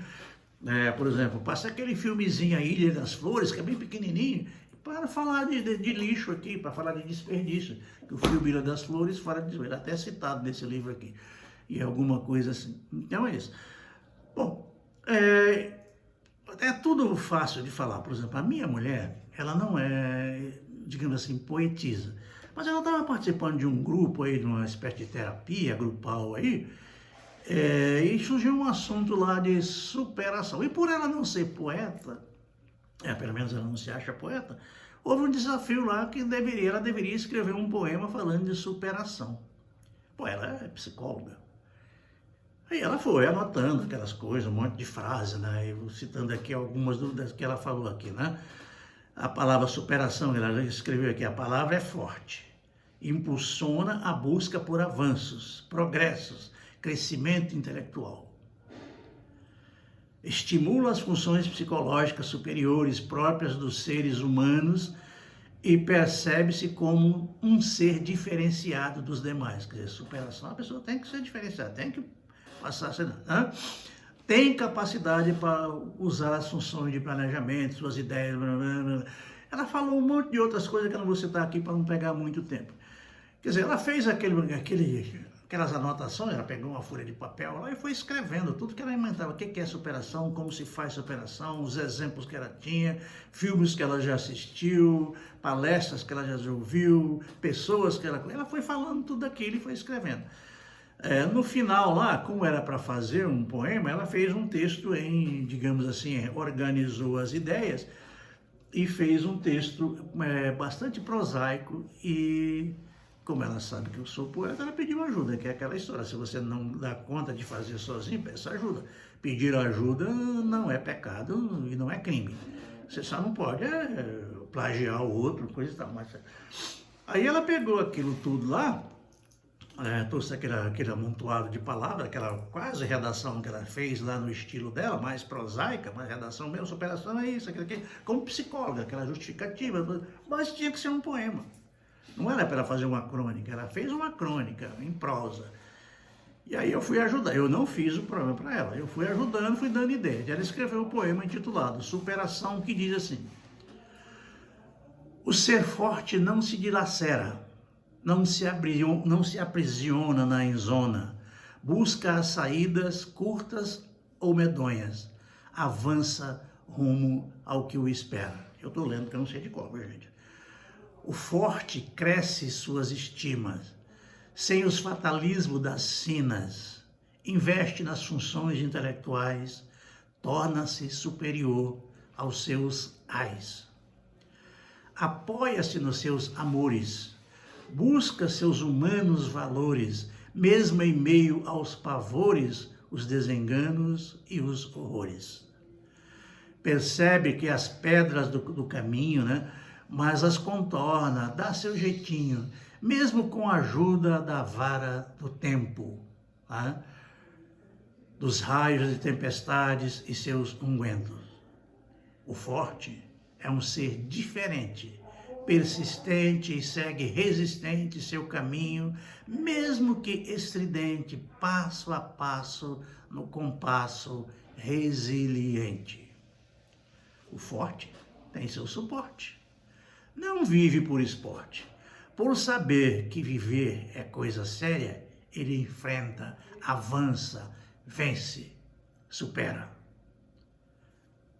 A autora do poema é Vera Lúcia Damares Simões, que é minha esposa, e eu entro aí de colaborador, ok? Então é isso aí, tempestade de ideias, é você juntar tudo aquilo que te vem a questão, o seu brainstorm aí, né? Quer dizer, uma tempestade cerebral, você trabalha aquilo na cabeça, vai anotando, depois você organiza aquilo, faz o seu rascunho, malemar lá, como a minha mulher fez o rascunho dela lá, e aí você passa limpo. Reconstrói, refaz. A arte de escrever é muito mais a arte de reescrever, de refazer, de revisar.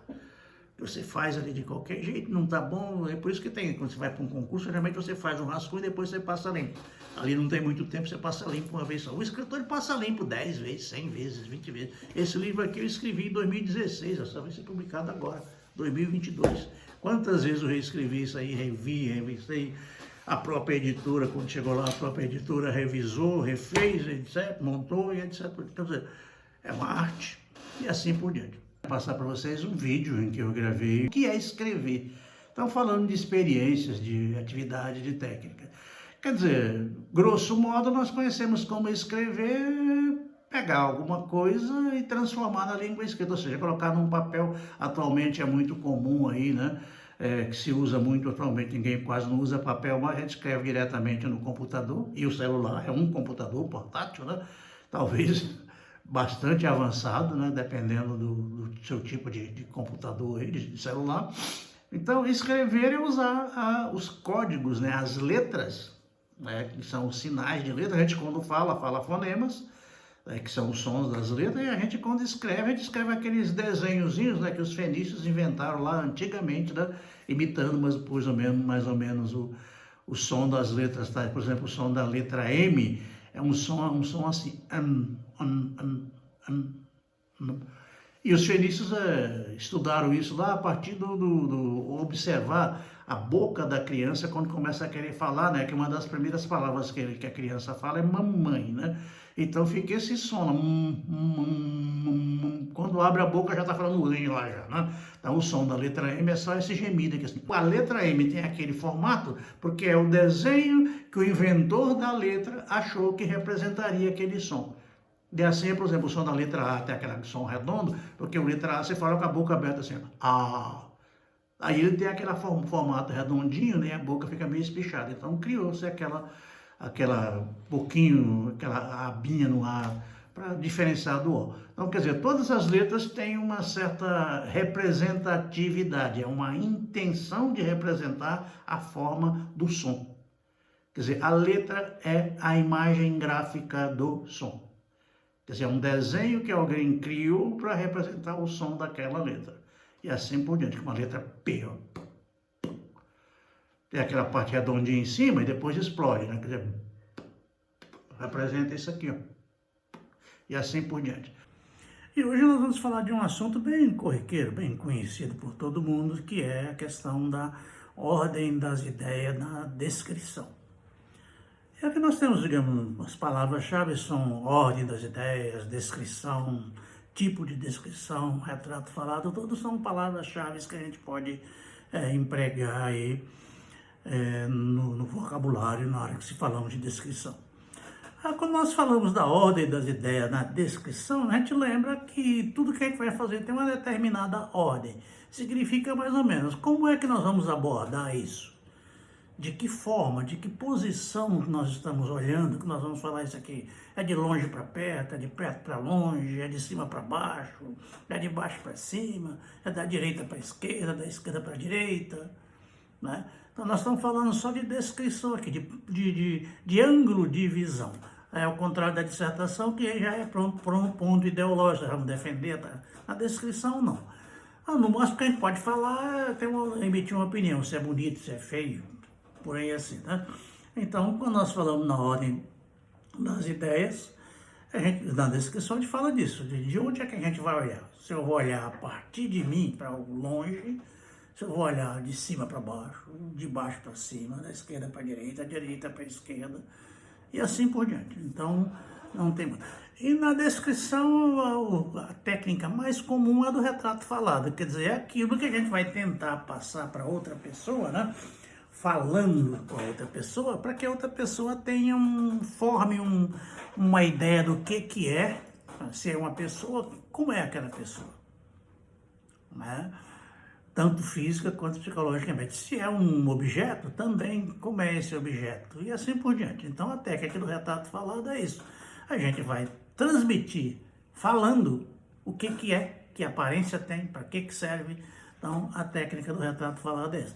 E ela é muito usada na questão digamos assim, nas funções policialescas, né? Quando acontece lá alguma coisa e lá o condenado não, lá o acusado precisa ser identificado, aí vai lá um desenhista, lá um perito no assunto lá e desenha lá um retrato mais ou menos na informação daquilo que a pessoa, o informante, passa para o desenhista lá, para o técnico lá, da identificação da pessoa, quando não tem outra forma de identificar. Então, é mais ou menos isso. Há várias formas de fazer descrição. Nós temos a ordem linear, que é essa determinada pela visão. Então, a mais comum da ordem linear é essa de perto para longe. Nós começamos descrevendo tudo que está à nossa volta aqui e vamos avançando para longe, para longe, para longe, para longe, até chegar onde a nossa vista alcança, certo? E depois a gente pode pegar algum detalhe da direita ou da esquerda, mas o foco é, digamos assim, o que está à minha frente, de frente para longe, né? Então eu sigo aquela ideia, eu não fujo daquela ideia de pegar o que está mais próximo, né? À minha direita eu falo, aqui à minha frente está isso, aqui assim tem um quadro, tem uma janela, tem uma porta, à minha esquerda tem um riacho, à minha direita tem uma serra, uma coluna e assim por diante. Mais à frente o céu está nublado, tem uma montanha lá, e assim por diante. Você vai falando, obedecendo sempre a sequência do seu olhar, de perto para longe. Então você fala do que está mais perto de você para o que está mais longe, né? E se você quiser fazer o contrário também, você pode fazer. A ordem linear também, ela pode começar do que está longe para o que está perto. Então você começa lá de longe, lá no horizonte, o céu está nublado, há montanhas, daí você vai descrevendo, vai puxando, até chegar onde você está. Também é linear, embora a ordem inversa, mas é linear também. Você pega um ponto de vista, né, um ângulo de observação de longe para perto e continua com ele, você não foge dele. Então, ordem linear é isso, é você seguir um determinado ângulo de visão e perseguir esse ângulo de visão até o final da sua abordagem, da sua forma, da sua fala de descrição. Tanto faz você falar de perto para longe, que é o mais comum, o mais tradicional, mas também existem as descrições que a pessoa gosta de começar de longe, né? Você está numa viagem, por exemplo, você olha lá no fim da estrada, lá, e aí você vai descrevendo as coisas até chegar onde você está. A ordem não linear é aquela que não segue ordem determinada, né? Também existe muito aquela, especialmente nos textos mais modernos, né? Digamos assim, nas criações literárias mais modernas, ele não segue muito esse negócio não. Ele fala um pouquinho aqui, você pega, por exemplo, um livro, os livros mais antigos, ele descreve todas as paisagens, as pessoas, os livros atuais não descrevem isso não.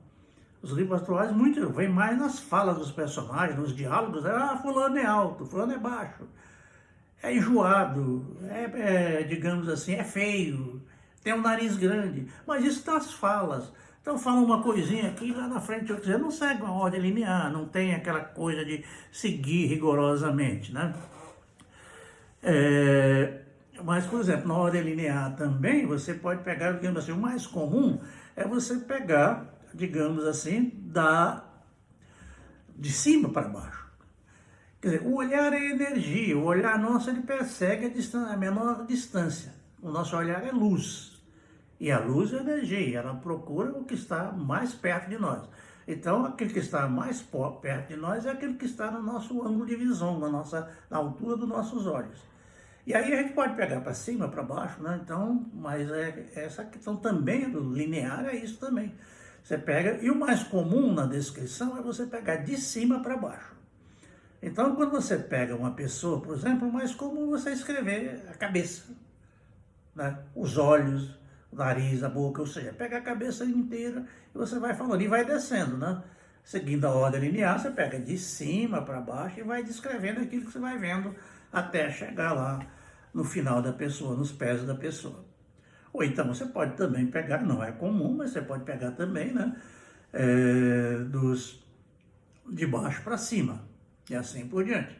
Ou se você quiser pegar da direita para a esquerda, da esquerda para a direita, também continua sendo a mesma ordem linear. O que é importante na ordem linear é você perceber que se você pegou de uma ordem tal, você não pode mudar dela. Pode mudar, não pode sair dela. Né? Se você sair, você passa a não ser linear mais, como é nos textos modernos. É que a pessoa fala um trechinho aqui, é um outro personagem, dá um outro detalhe, né? E o mesmo narrador, ele pode aqui e ali dar uma descrição de uma cidade tal, é pequena.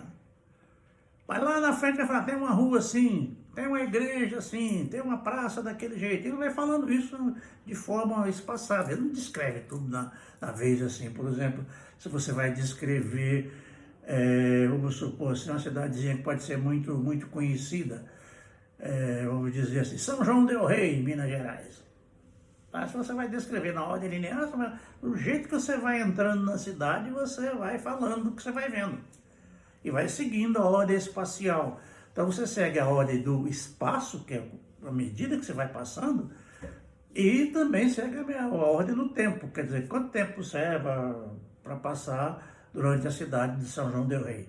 Ou seja, uma descrição, digamos assim, de uma casa, da sua própria casa. Como é que você vai começar a descrever a sua casa? De dentro para fora ou de fora para dentro?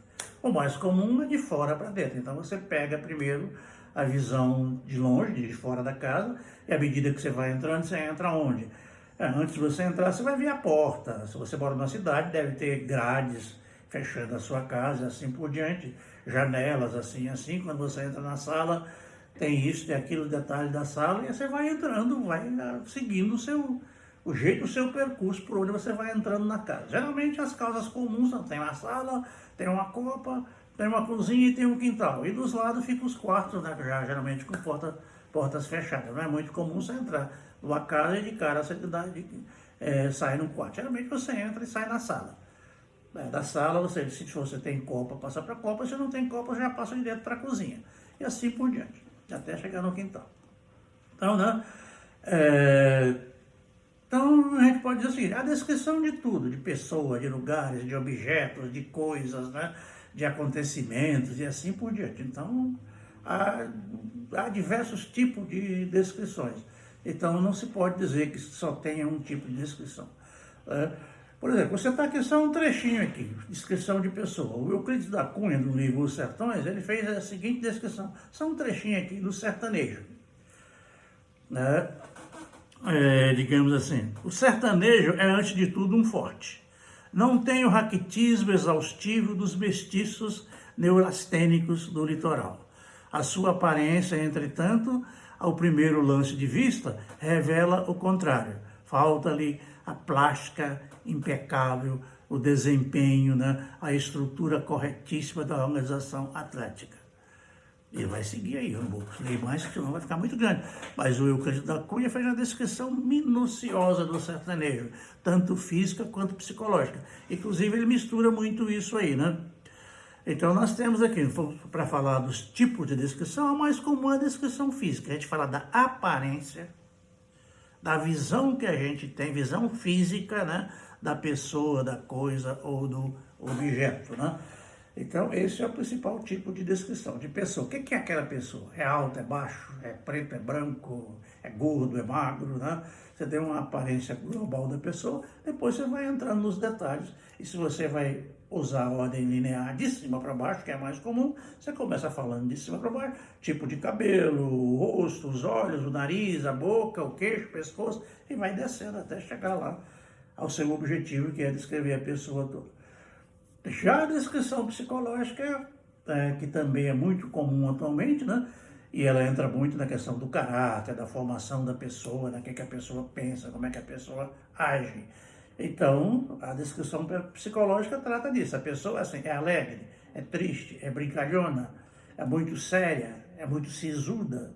Por exemplo, eu tenho a cara sisuda, não que eu seja, mas eu tenho a cara sisuda. Então, quer dizer, de me descrever, você não pode falar que eu sou um cara que veio com a cara aberta. Eu sou um cara... A minha concepção física é assim. Mesmo que eu esteja rindo, minha cara parece séria.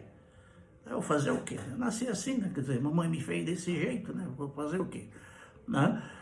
Então, a descrição de pessoas é muito isso. Você fala das características físicas dela. Geralmente, você segue essa ordem.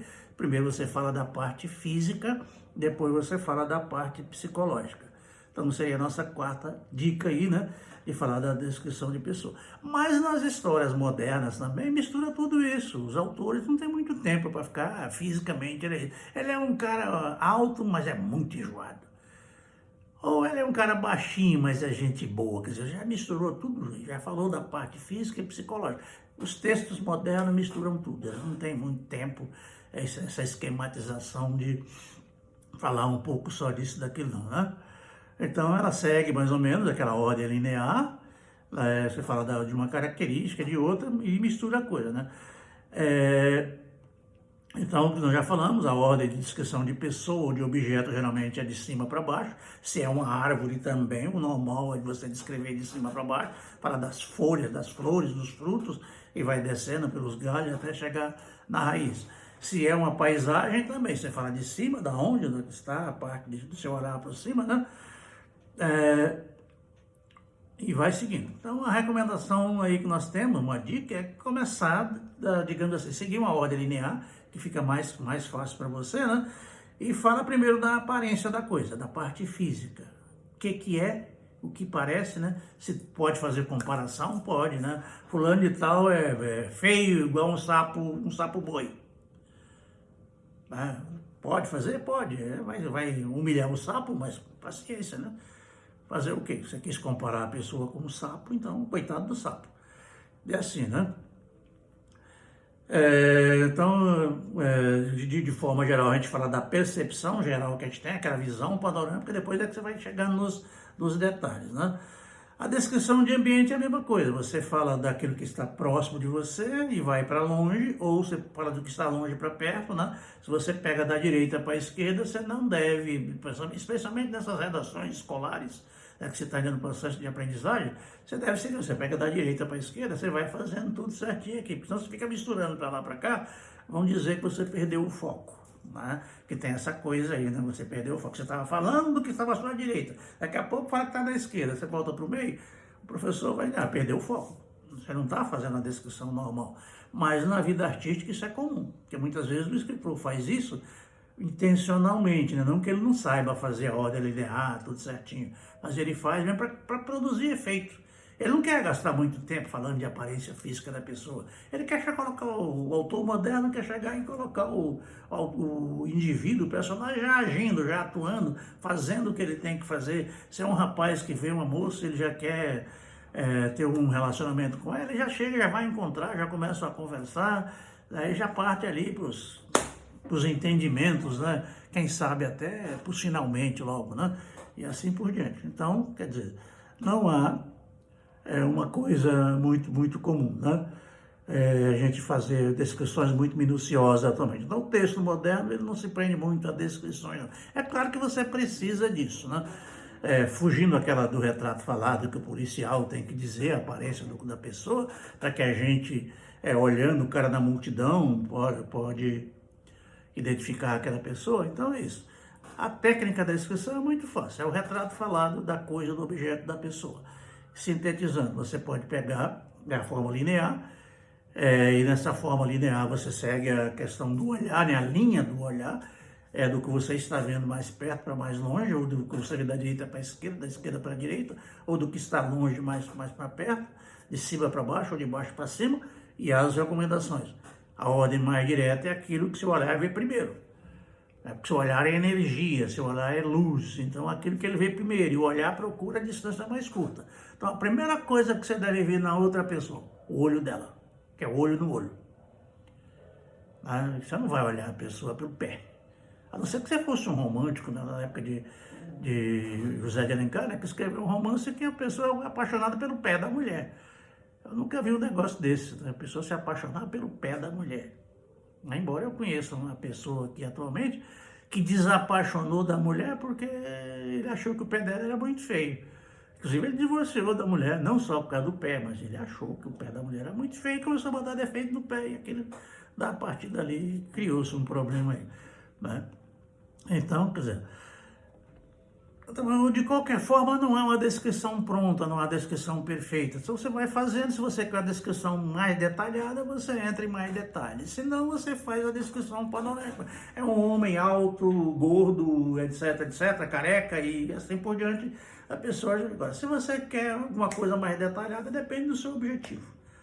Então, quer dizer, para a atualidade, é recomendável que você seja o mais simples, claro e objetivo possível, porque ninguém tem muito tempo para ficar perdendo aí com minúcia e detalhes. Ah, o fulano de tal tem um nariz meio torto para a direita, meio torto para a esquerda. O fulano tem um nariz grande, um nariz pequeno.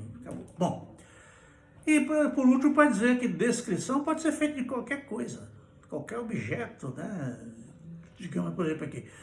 E pode ser tanto feito em prosa, em poesia, como em romance, novela, essas coisas normais de escola, né? Eu, por exemplo, fiz uma trovinha aqui, que eu vou encerrar para vocês agora, falando de uma coisa até estranha, árvore humana.